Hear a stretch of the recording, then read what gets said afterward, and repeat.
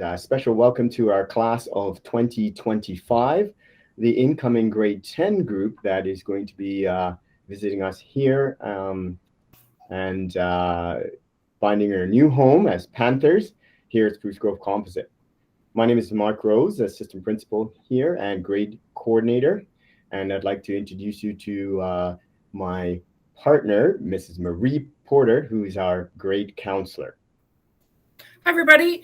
As Mr. Rose said, my name is Mrs. Porter, and I am the counselor for the incoming grade 10 class, and looking forward to meeting you in our visits and then again in September. During this presentation of the registration process, we'd just like to bring your attention to some of the important things you'll need to know for your registration for 2022 year. We'll be doing of course, our in-school visits, having conversations with students, teachers, and ultimately with parents if they have any questions. This video presentation is designed to support our in-school visits that will help students understand some of the expectations, some of our courses that we offer here at Spruce Grove Composite, along with just any interest they may have as they proceed towards meeting graduation requirements in high school. The first slide is just a few introductions of our team here at Spruce Grove Composite. It starts off with our I'm just sharing my screen here. Hold on. Yes, Miss Cheryl Otto is our principal here, and Miss Otto supports our administration team along with our counseling team to ensure that, again, students' needs are met. If parents have any questions outside of the support that I offer or Mrs. Porter offer, you can always contact Mrs. Otto. Here's our team according to grade levels. So as you can see, the grade 10s for the 22-23 year will be myself and Mrs. Porter. The grade 11 team, it consists of Mr. Robertson, Mr. Cam Robertson, and Mrs. Spink. 12 class with Madame Nielsen and Mrs. Menny. The Student Service Department involves several other members along with our counseling and IEL team. First of all, we have Constable Gord Marshall, our school resource officer, and Mrs. Weeb, who's our administrative assistant, who actually receives phone calls and deals with any inquiries that might come into the school regarding registration or a transfer to our building. We have a nutrition nook that is available, and also Mr. Mike Partington is our vocational educational coordinator who takes care of our work experience and our RAP program. This slide is just showing a few of the things that as counselors and IELs, the role that I take on in the school. So my work is to do with educational counseling. So if a student has questions about their timetable or transitioning from grade 9 to grade 10, transitioning throughout high school, we can help students do that. I also help students with things like how to study and how to be organized so that I can be more successful in class. So if you have any questions regarding that, I'm happy to help in that regard.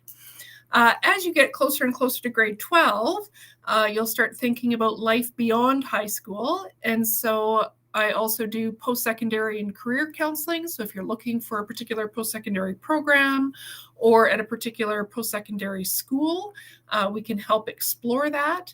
And then also, if you're thinking, I'm going to go straight to the world of work, what work would that entail? So I can help along with that in terms of building a resume and taking a look at those interesting careers that are out there. I also do individual counseling, so some personal counseling, or if you're looking for resources outside of the school and you'd like to make connections with other supports in our community, I am willing and able to help you do that as well. So those are a few of the things that I do as part of my role as counselor and inclusive education lead. If you are interested in seeing a counselor once you're in high school, certainly the easiest way is to drop by Student Services, and Mrs. Weeb will help book you an appointment to see me. You can also book an appointment with Mrs. Weeb to see Mr. Rose. If you would like to, some students will speak to their teacher and the teacher contacts me and we make an appointment that way. Some students will email me on their own, and that's always a possibility as well. So however it is that we need to go about making that connection, please feel free to reach out and let us help you. You're in charge of your own program and success. Starting now, we encourage students to start really thinking about that transition into high school.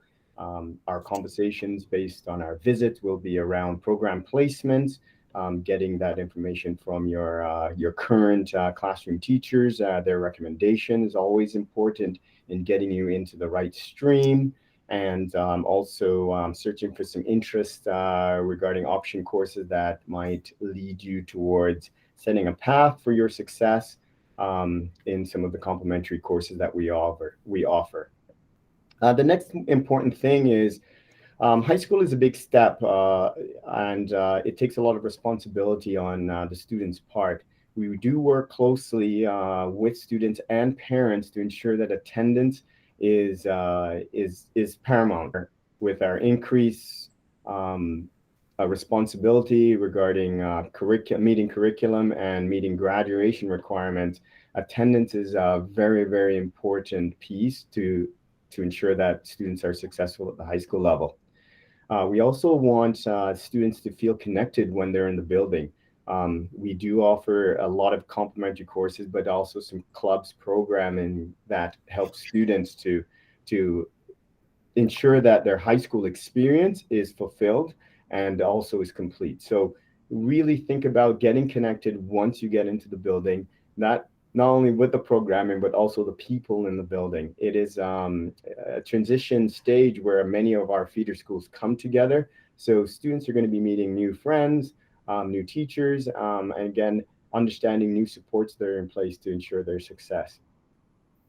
Also, as you move into high school, there's a level of maturity that comes along. We would encourage students to advocate for themselves and sharing with us as they go on how they learn, how they're feeling about their learning, and what we can do to support their goals towards improving their learning. So that is also another important thing. Power School is our online access that would be available to students and parents to see how students are doing on their attendance. Students are keeping up with their marks, and constant communication between teacher, student, and teacher and home. So please recognize that our Power School access is a tool that can be used to ensure, again, and support that success.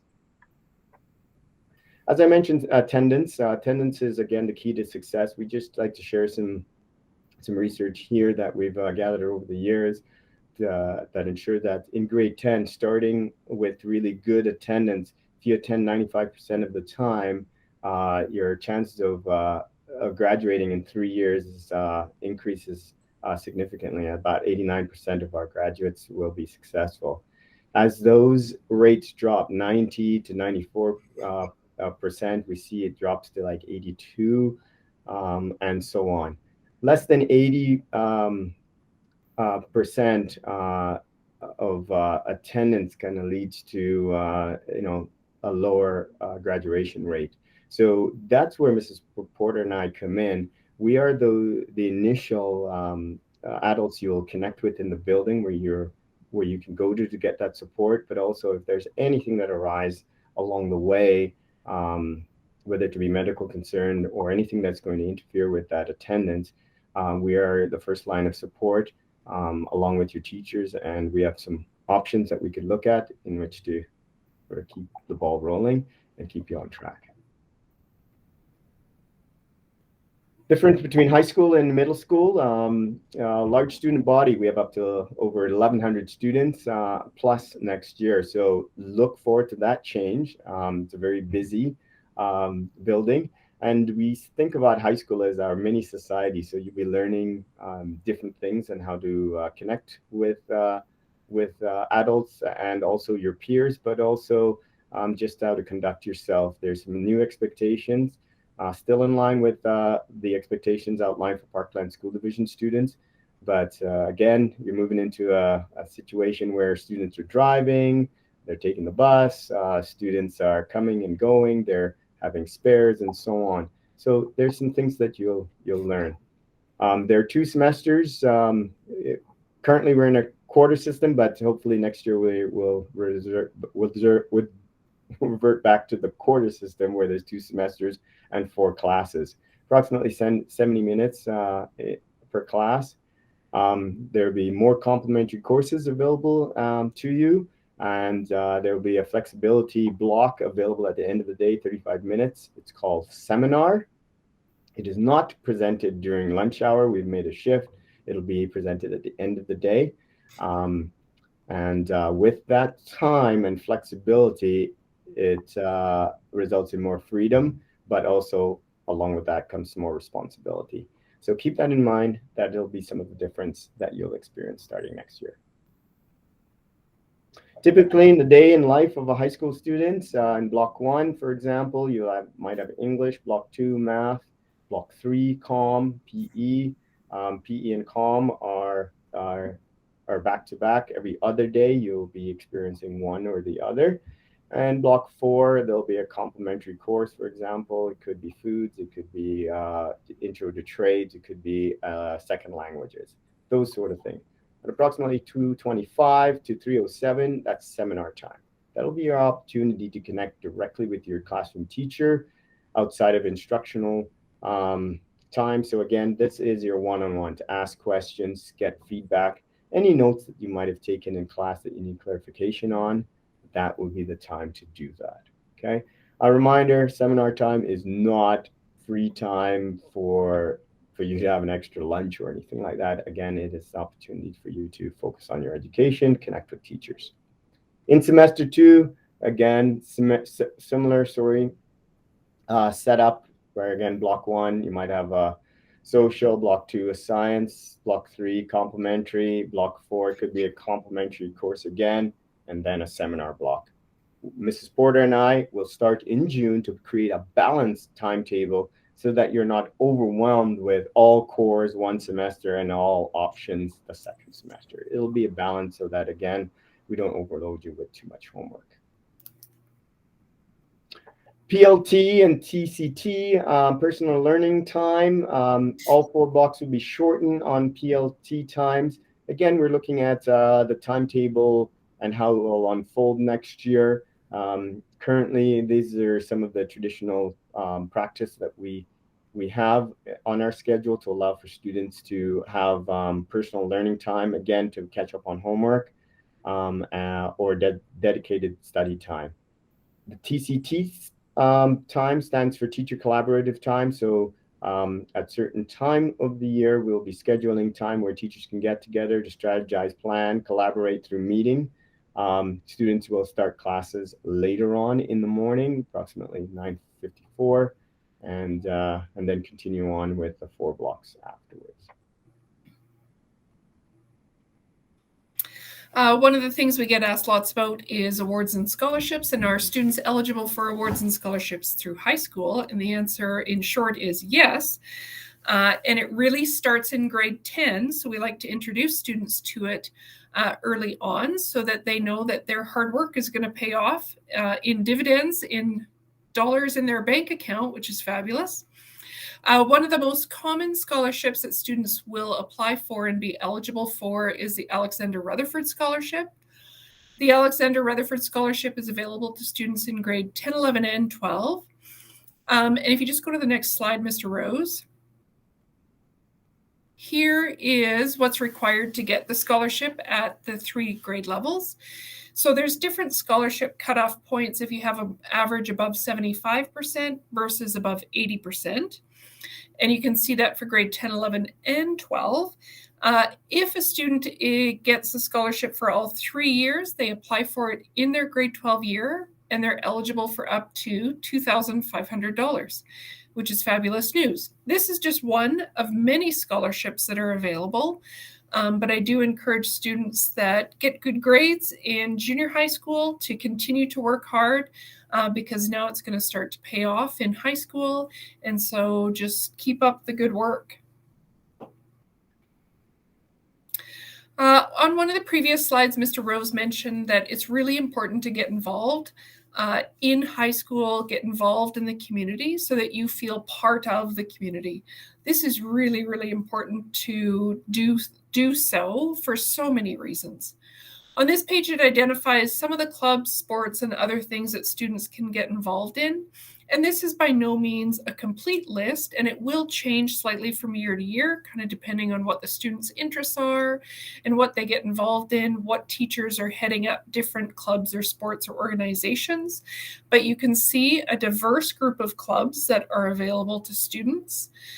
Sports, again, a diverse group of sports that are available. Some of those are available on both a junior and a senior level, while others will just be a single team. So if any of those are of interest to you. And then other things as well. So the band, if you're interested in any of the music programs, band, choral, drumline, or if you're interested in drama productions, musical theater, things like that. Maybe you don't want to play a sport, but you'd like to scorekeep for a sport, and those are available to you as well. Student leadership and yearbook, those are all excellent ways to get involved and feel a part of the community at Spruce Grove Comp. And it gives you a sense of pride, a sense of friendship, a group of people to hang out with that have common interests, and that is super important to find that. So that's the first part of our presentation. So we're going to break this presentation down into 3 parts. This is the first part. Tune back in and we'll talk a little bit more about the diploma requirements in the second part. So we'll see you in a little bit. Welcome to Spruce Grove Composite.